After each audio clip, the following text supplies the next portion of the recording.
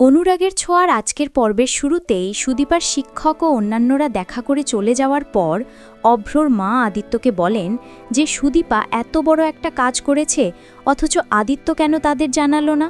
তারা নিশ্চয়ই কলেজে যেত। তিনি পরমাকে তার কাজে মন দিতে বলে বিদায় নেন। এরপরই শুরু হয় আদিত্য আর সুদীপার মধ্যে তুমুল ঝগড়া। আদিত্য রেগে গিয়ে সুদীপাকে প্রশ্ন করে কেন তার স্যার বাড়িতে এসেছিলেন। সুদীপা জানায় স্যার রাস্তা চেনেন না, তাই তাকে গাইড করে নিয়ে এসেছেন। আদিত্য তখন ব্যঙ্গ করে বলে, ও আচ্ছা, উনি তাহলে ভালো গাইড করতে পারেন লোকজনকে, তাই না? সুদীপা রেগে যাওয়ার কারণ জানতে চাইলে আদিত্য ক্ষোভ প্রকাশ করে, কেন আসবে আপনার স্যার, কেন আসবে বাড়িতে বলুন? যখন তখন একদম মুখ তুলে চলে আসছে বাড়ির মধ্যে। আশ্চর্য তো, ওনার যেটা যেটা ইচ্ছা সেটা করবে নাকি? ঝগড়ার এক পর্যায়ে সুদীপা নিজেকে মেডিকেল স্টুডেন্ট বলে পরিচয় দিলে আদিত্য তাচ্ছিল্য করে। এই চরম উত্তেজনার মাঝে পরমা চুপ করে থাকে, আর অভ্র মনে মনে দগ্ধ হতে থাকে। সে ভাবে, ওরা তো ভালোই আছে, সুখেই আছে, আমারই জীবনটা মাঝখান থেকে জ্বলে পুড়ে ছাই হয়ে যাচ্ছে, আমি ভালো থাকতে পাচ্ছি না। এই হতাশায় অভ্র পরমাকে তাদের ঘরে ডেকে নিয়ে যায়। অভ্রর জীবন বিষিয়ে উঠেছে। সে পরমাকে জানায়, আমি আর পারছি না, আমার জীবনটা শেষ হয়ে যাচ্ছে, আমি আর এই সম্পর্কের লাশ বয়ে বেড়াতে পারছি না, আমার আর ভালো লাগছে না, সেই সম্পর্ক থেকে মুক্তি চায়।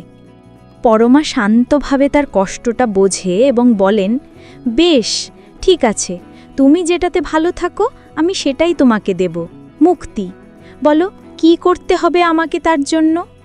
এই কথা শুনে অভ্র তক্ষুনি ডিভোর্স পেপার নিয়ে আসে এবং পরমাকে সই করতে বলে। পরমা অবাক হলেও রাজি হয়ে সই করতে যান। ঠিক সেই মুহূর্তে তাদের চিৎকার চেঁচামেচি শুনে ঘরে আসে আদিত্য আর সুদীপা। তারা দেখে যে পরমা ডিভোর্স পেপারে সই করছেন। সঙ্গে সঙ্গে আদিত্য পরমার হাত থেকে পেপারটি কেড়ে নিয়ে ছিঁড়ে ফেলে দেন। অভ্র রাগে ফেটে পড়ে সুদীপাকে বলে, বোন, এটা কি করলি তুই? তুই এইসবের মাঝে ঢুকতে যাবি না। সুদীপা প্রতিবাদ করে বলেন, দাদা, তুমি এভাবে পরমাকে নিজের জীবন থেকে বাদ দিতে পারো না, ও তোমার বিয়ে করা স্ত্রী।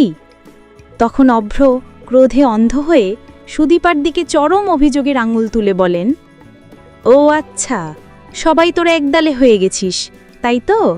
তোরও তো অসুবিধে হয়ে যাবে, তাই না?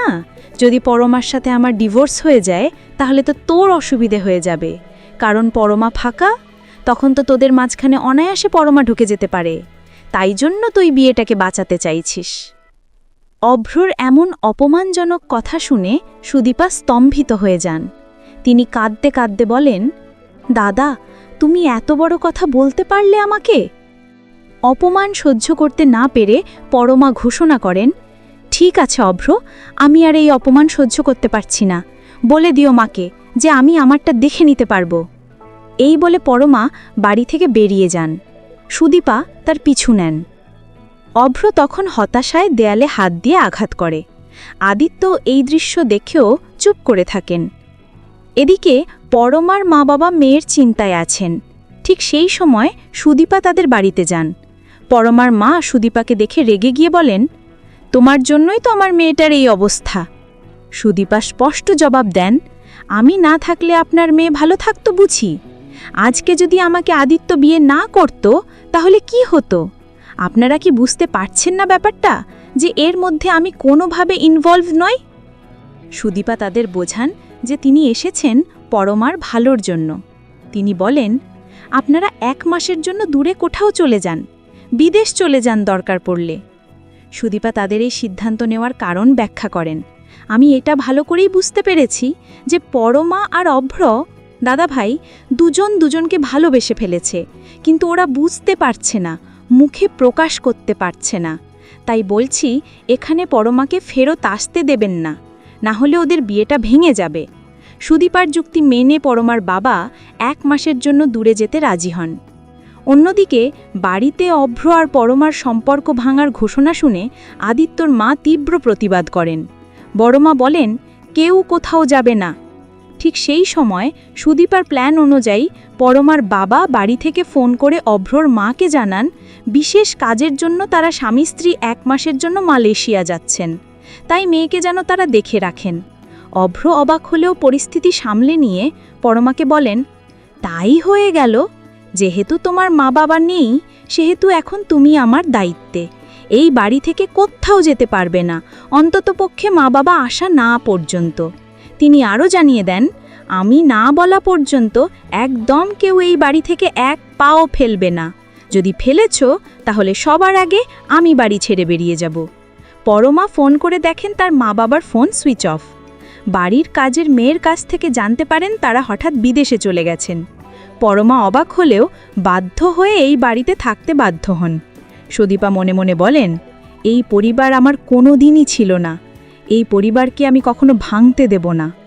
এদিকে আদিত্য থানায় সিসিটিভি ফুটেজ জুম করে রুডিকে শনাক্ত করার চেষ্টা করছেন। তিনি রুডির চাদর মুড়ি দিয়ে থানায় ঢোকার ফুটেজ দেখে কনস্টেবলকে সতর্ক করেন। ফুটেজ জুম করার পর রুডির হাতের ছবিটা স্পষ্ট হয়। আদিত্য দেখেন যে রুডির বডি ল্যাঙ্গুয়েজ ও হাত তার চেনা মনে হয়। তিনি প্রিন্ট আউট বের করেন।